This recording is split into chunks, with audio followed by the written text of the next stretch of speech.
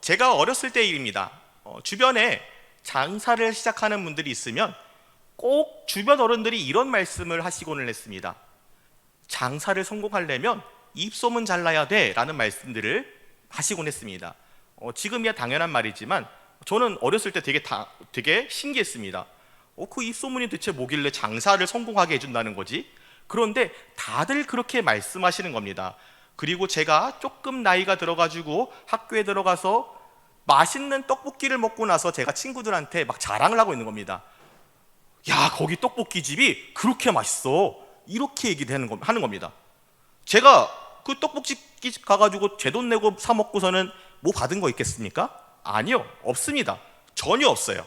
그런데 뭐가 저를 친구들에게 그 떡볶이집을 자랑하게 만들었을까요?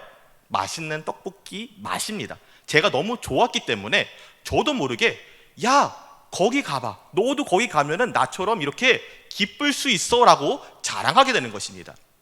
그런 것처럼 사람들은 자기가 즐거웠던 것, 자기가 정말로 좋았던 것은 남들에게 나도 모르게 자랑하게 됩니다.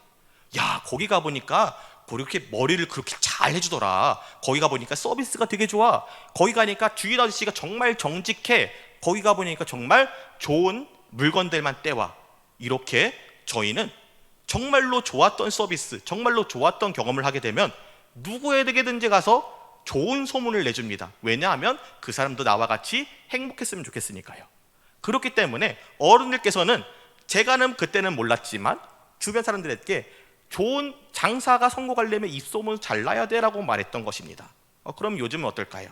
사람들이 조금 영악해졌습니다. 많은 돈을 들여가지고 비싼 스타를 불러다가 광고를 찍는 것도 좋지만 그것보다는 좋은 입소문이 나게 만드는 것, 내가 인공적으로 좋은 입소문이 나게 만드는 것이 좀 더 싸게 먹힌다는 것을 알아버린 것입니다. 그래서 태어난 마케팅이 바로 바이럴 마케팅입니다. 여기 계신 어른들께서도 많이 아시겠지만 요새 좋은지 검색하려면 블로그에 검색해보지 말라고 얘기합니다. 왜냐하면 블로그에 광고들 투성이기 때문입니다. 겉으로는 내가 내 돈 내고 샀어요, 써봤는데 너무 좋아요 라고 해가지고 사봤더니 전혀 그 광고 내용과는 다른 좀 별로 좋지 않은 제품들이 올 때가 상당히 많은 것입니다. 이제는 그런 블로그 바이럴 마케팅에 속지 않은 사람들이 늘어나니까 유튜브로 옮겨갔습니다. 그래서 얼마 전만 해도 유튜브에 다들 사과하는 영상들이 올라왔습니다.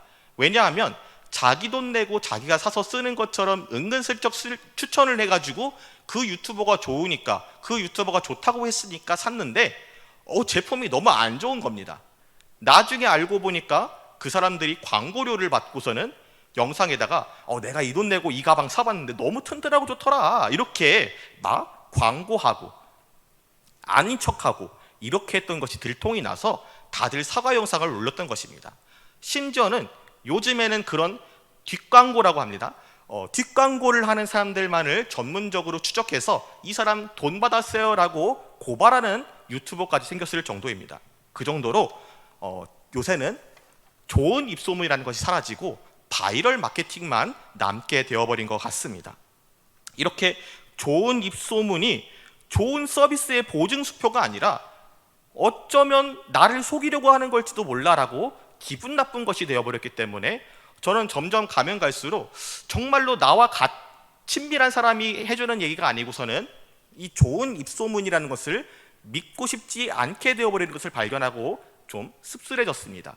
그리고 더 저를 씁쓸하게 만드는 것이 있었는데 그것은 바로 좋은 입소문이 바이럴 마케팅이 되어버린 것처럼 좋은 소식, 복된 소식을 전하는 우리 그리스도인들의 전도 역시도 어느새 바이럴 마케팅, 아니 바이럴 마케팅보다도 못한 것으로 여겨지고 마는 상황들이 종종 눈에 띄게 되어버렸다는 것입니다.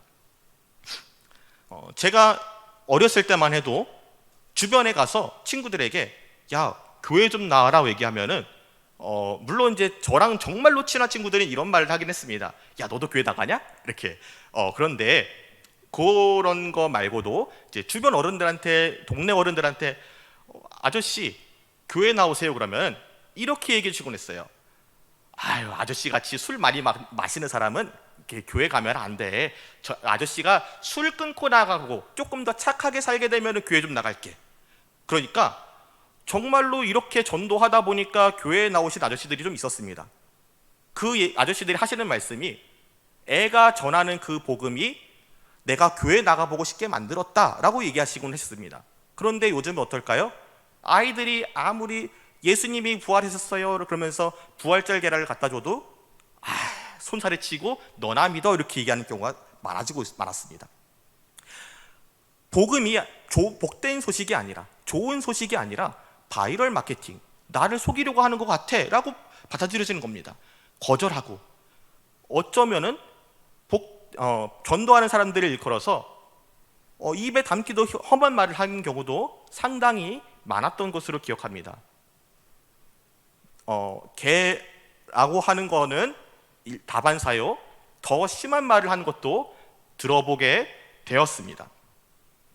더군다나 요즘에는 코로나19의 여파로 전도에 열심을 내던 성도님들조차도 전도에 대한 열망이 점점 식어가고 또 점점 이 전도가 낯설어지게 되는 것을 경험하신다고들 말씀하십니다. 저 역시도 코로나19 전에는 학교 앞에 나가서 전도하는 것이 자유로웠습니다. 그리고 학교 수의 아저씨한테 제가 좀 오히려 전도하는데 좀 더 열심히 준비해오지 못하고서는 이렇게 그냥 와가지고 전도하고 있다고 좀 더 열심히 준비해서 전도 열심히 하라고 혼나기도 했습니다. 그 정도로 전도를 막 응원하고 어디 교회 전도사야? 이렇게 물어보기도 하고 막 여기 요 자리에 파라솔 같은 거 들고 와가지고 애들한테 전도하라고, 파라솔도 없이 그냥 전도하면 애들이 전도 받겠냐고 이러면서 오히려 저한테 전도 방법을 알려주기까지 했습니다. 지금은요 학교 앞에 가서 전도하면은 큰일 납니다. 우리 동네는 어떤지 모르겠어요. 근데 제가 이전 교회에서 사역할 때는 다들 말리셨습니다. 학교 앞으로 나간다 그러니까 교회로 민원 들어온다고 하지 말라고 막으실 정도로, 그 정도로 코로나19 때문에 학교 앞에 나가서 전도하는 것을 부교육자들이 막을 정도로 그런 일들이 일어났던 것입니다. 저는 상당히 놀랐습니다.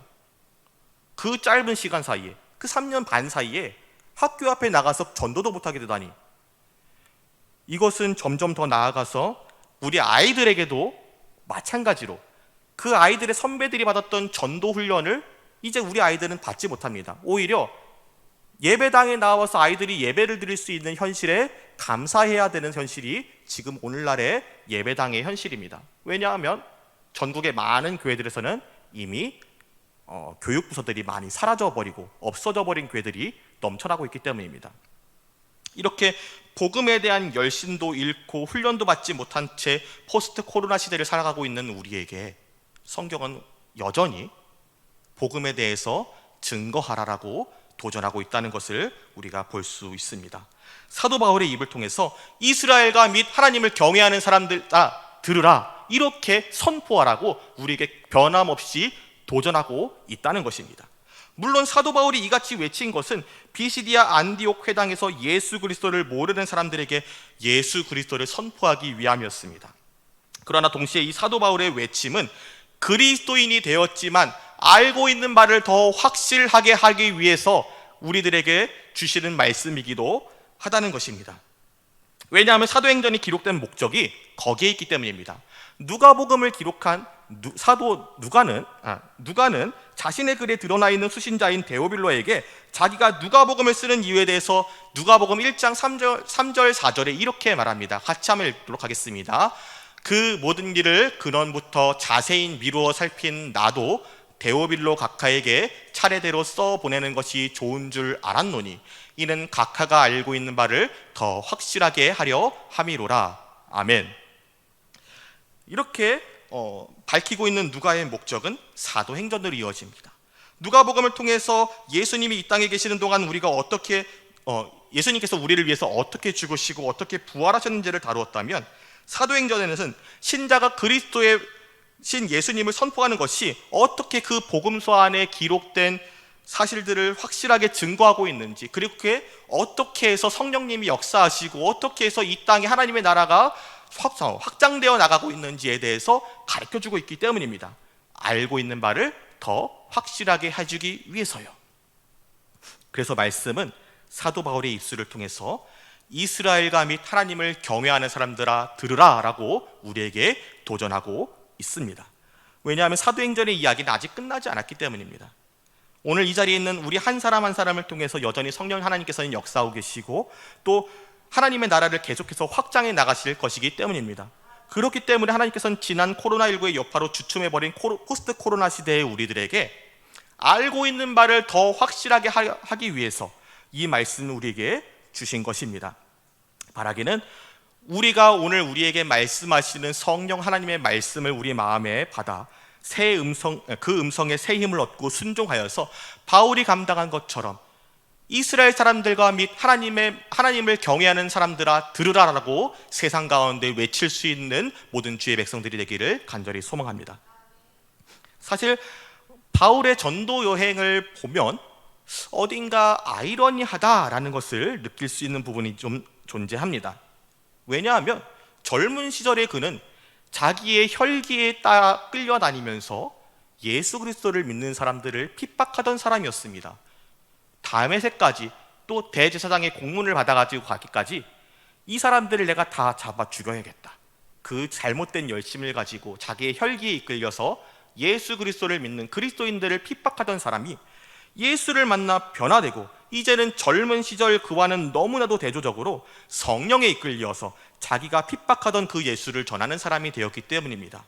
안디옥 교회의 교사로 섬기던 그 바울과 바나바는 그렇게 성령의 뜻에 따라 부르심을 입어 구브로에 가서 여러 유대인들의 회당을 돌며 복음을 전하게 됩니다. 그리고 그들의 전도로 섬의 총독이었던 서기오 바울이 예수 그리스도를 영접하게 되고 나자 그들은 다시 사역지를 옮겨서 오늘 우리가 함께 읽은 말씀에 비시디아 안디옥에 이르게 된 것입니다.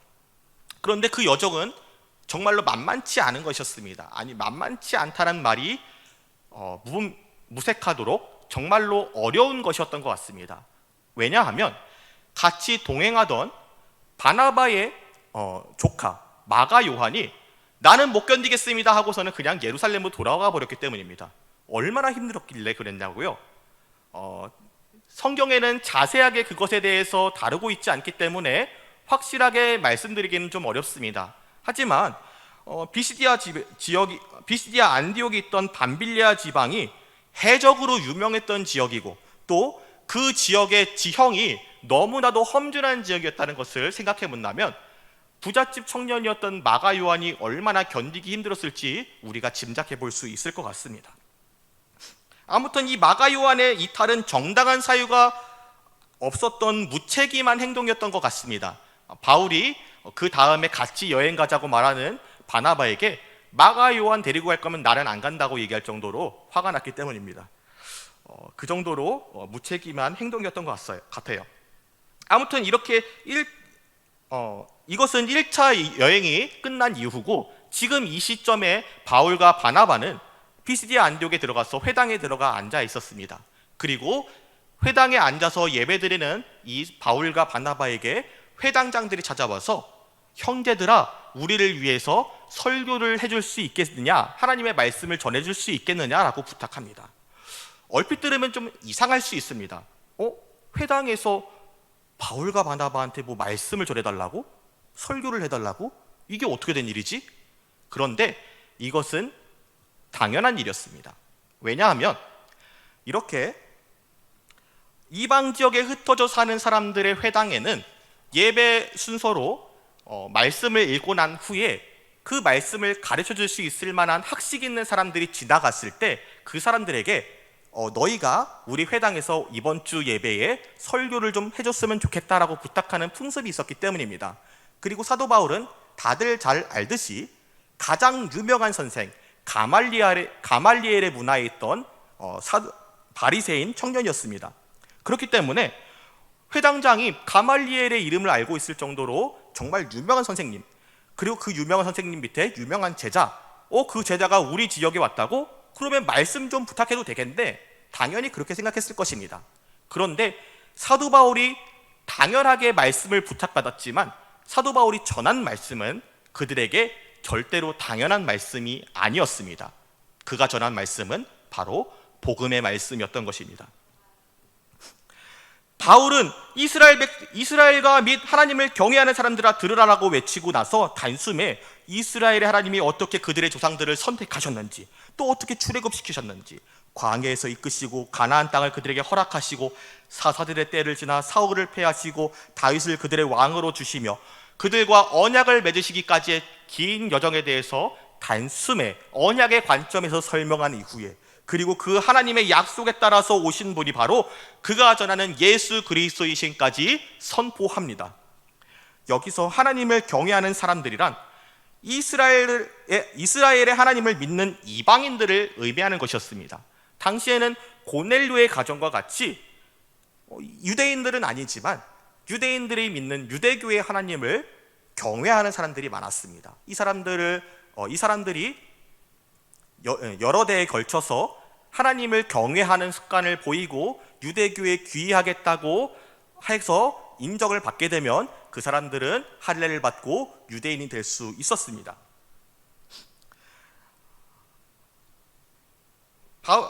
그리고 바울은 이 사람들이 이방인인 것을 알았지만 말씀을 전하는 대상에서 소외하지 않았습니다. 본인은 당연히 이방인의 사도로 부름받았다는 것을 이미 알고 있었고, 또 고넬료의 가정의 일들을 통해서 이방인에게도 복음의 문이 활짝 열렸다는 것을 인지하고 있었기 때문입니다. 바울은 이어서 하나님께서는 과연 약속하신 대로 예수님을 이 땅에 보내셨지만 정작 예루살렘의 주민들과 바리새인들이 하나님의 말씀, 성경을 제대로 알지 못했기 때문에 예수님을 십자가에 못 박았다는 것, 그리고 그 십자가에 못 박히신 예수 그리스도께서 3일 만에 다시 살아나셨다는 것, 하늘에 오르사 다시 오신다는 것, 그리고 그 예수 그리스도를 믿는 믿음이 바로 우리를 구원해 줄 수 있다는 것을 이어서 설명합니다. 예수로 말미암아 죄 사함을 얻는 복음을 그들에게 전해주고 있는 것입니다. 예수로 말미암아 죄 사함을 얻는 복음, 그것은 바로 이전에는 그들이 율법을 통해 구원을 받고자 하였을 때는 의롭다 하심을 얻지 못했지만 이제는 그 모든 일에 예수 그리스도를 힘입어 의롭다 하심을 받게 되는 것, 그것이 바로 예수 그리스도로 말미암아 죄 사함을 얻는 복음이라고 선포한 것입니다. 그리고 이 복음을 들은 비시디아 안디옥 사람들의 반응은 정말로 즉각적인 것이었습니다. 이 모습이 얼마나 즉각적이었냐면 사흘길을 걸어서 니느웨에 회개하라고 외쳤던 요나의 설교, 요나의 외침을 들은 니느웨 사람들의 즉각적인 반응과 비교해 볼 수 있을 정도였습니다.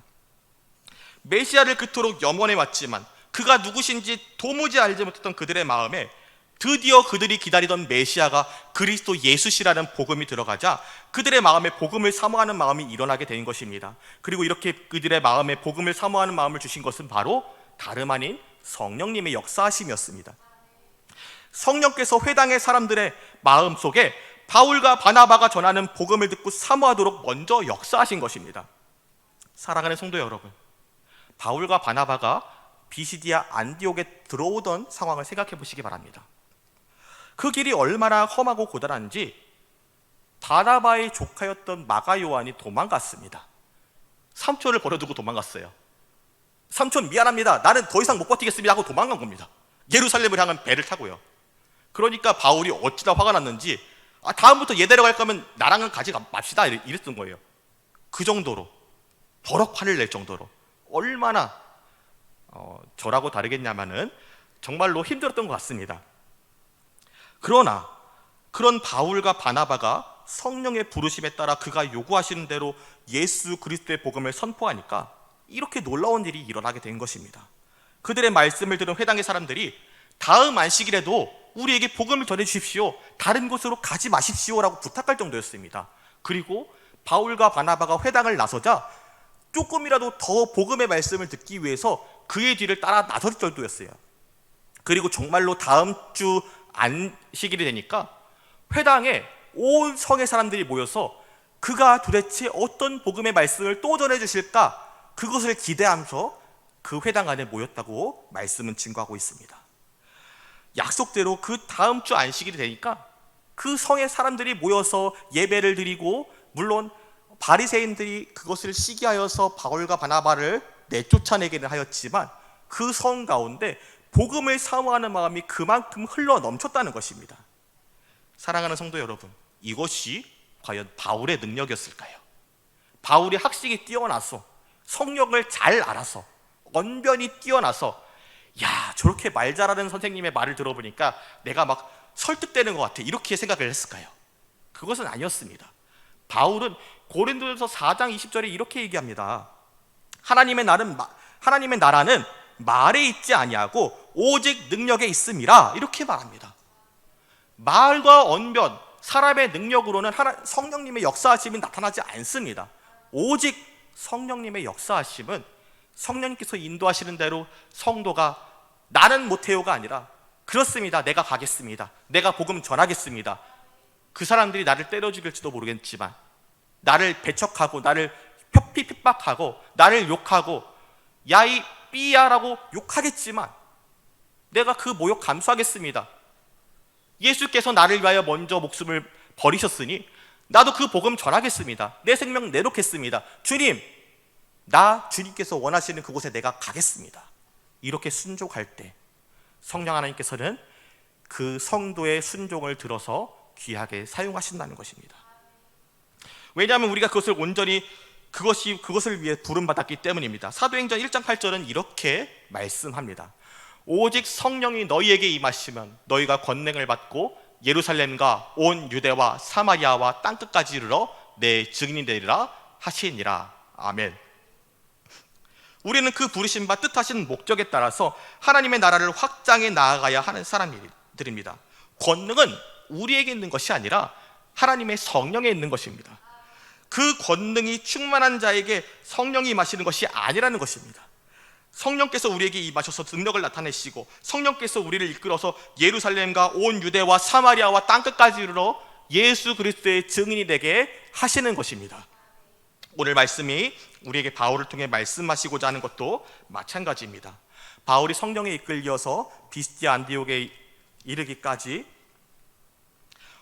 복음을 전한 이 내용은 마치 예수님께서 12제자들을 불러 모으시고 모든 귀신을 제어하며 병 고치는 능력과 권위를 주시는 것, 그래서 하나님의 나라를 전파하게 하셨던 것을 생각나게 합니다. 그때 예수님께서 제자들을 파송하시자 정말로 제자들이 나가서 각 고을에, 각 나라에, 각 마을에 다니면서 곳곳에 복음을 전하면서 병을 고치는 일이 일어났습니다. 그리고 그 복음의 능력이 얼마나 뛰어난지 헤롯 대왕이 헤롯이 자기가 죽였던 세례 요한이 다시 살아난 것이 아닌가 걱정해서 두려워서 벌벌 떨 정도였습니다. 이것이 제자들의 능력이 뛰어나서, 제자들의 무슨 수완이 뛰어나서 일어났던 일일까요? 아니요. 예수님께서 명하신 곳에 제자들이 갔기 때문에 성령께서 임하신 것입니다. 그러므로 사랑하는 여러분, 성경이 우리에게 시종일관 말씀하시는 것을 우리가 귀 기울여 듣기를 소망합니다. 우리가 복음을 전할 때 일하시는 것은 우리 자신이 아니라 우리 자신을 통해서 일하시는 성령 하나님의 역사하심이라는 것입니다. 말하는 이는 우리가 아니라 우리 속에서 말씀하시는 이, 곧 우리 아버지의 성령이 말씀하시는 것입니다. 다만 우리는 그 말씀하시는 바 예수 그리스도의 소망을 전하기 위하여 최선을 다해야 하는 것입니다.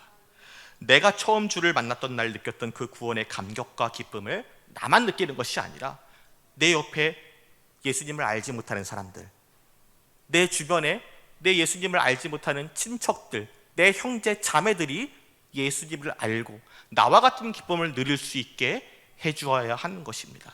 그것이 바로 비로소 성령 하나님의 역사하심이 이 땅에 임하시는 일인 줄 믿습니다. 말씀을 정리하겠습니다.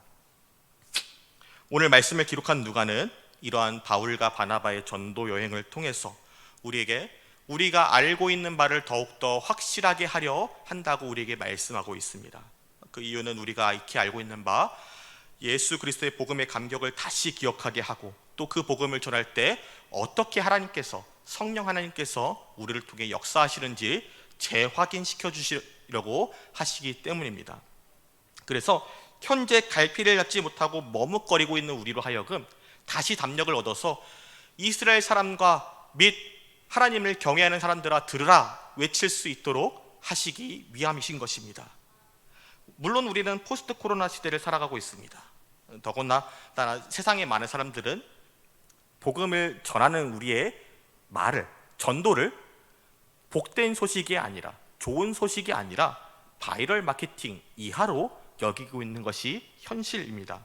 그러나 세상에 많은 사람들이 복음을 어리석은 것으로 여기고 우습게 여기는 것은 결코 핑계가 될 수 없습니다. 똑같은 조건에서 초대교회 사람들이 예수님을 증거하기 시작했기 때문입니다. 지금은 오히려 예수님을 전한다고 해서 매맞는 일은 없습니다. 생명을 잃는 일은 없습니다. 우리 주변의 사람들에게 예수님 전했다고 재산을 빼앗기고, 예수님을 전했다고 집에서 쫓겨나고, 예수님을 전했다고 감옥에 갇히고 생명을 잃게 되는 일은 일어나지 않습니다.